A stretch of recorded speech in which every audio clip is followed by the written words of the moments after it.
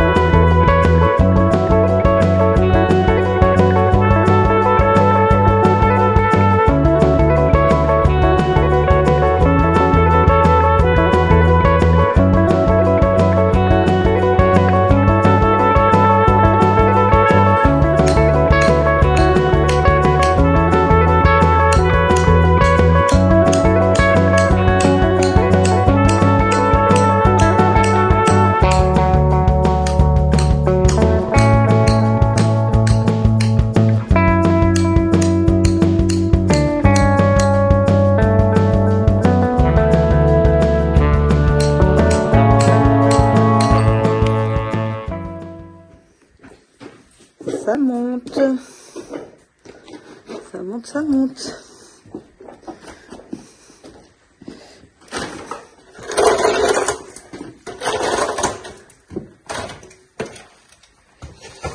Attention. Ça monte, ça monte. On est bientôt arrivé là où on veut s'arrêter, c'est-à-dire à la poutre. On veut pas monter plus haut parce qu'après il y aura d'autres chevrons, d'autres poutres qui vont venir là pour la porte-fenêtre. Ça avance bien, pas mal.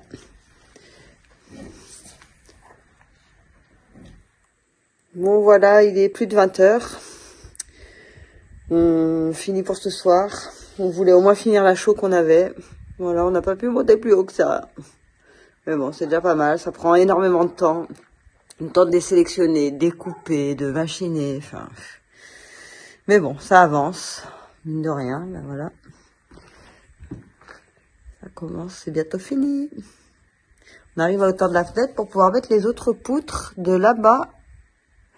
Pour après redescendre de l'autre côté. Et bon, il nous restera encore à monter un peu plus haut. Mais d'abord, on voulait au moins arriver à cette hauteur-là pour aller aligner les autres poutres. Pour repartir sur l'autre mur. Pour avoir l'écartement, l'ouverture. Donc c'est plutôt pas mal. C'est très beau. Ça commence à prendre forme. Là, pareil. On a bien les petites tablettes. On ne voit rien. Je vais essayer de monter. Hop. Là. On a les petites tablettes sur le rebord. Voilà. Hop. Et l'autre côté. Hop. Voilà.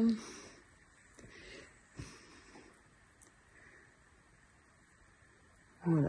Bon, il nous manquait un petit peu de chaud pour finir le joint, là, de ce côté. Mais bon, la prochaine fois. Mais bon, déjà, ça commence à bien englober la fenêtre. Hop. C'est joli. Ça monte, ça monte. Bon, les copinots. Voilà, fin de journée. Et fin de week-end. Bien poussiéreux. Ouais, Didi, il est blanc, dégueu. Donc voilà. Il n'y a plus qu'à aller se laver. Ouais, voilà, c'est ça. Allez, ciao. Ciao.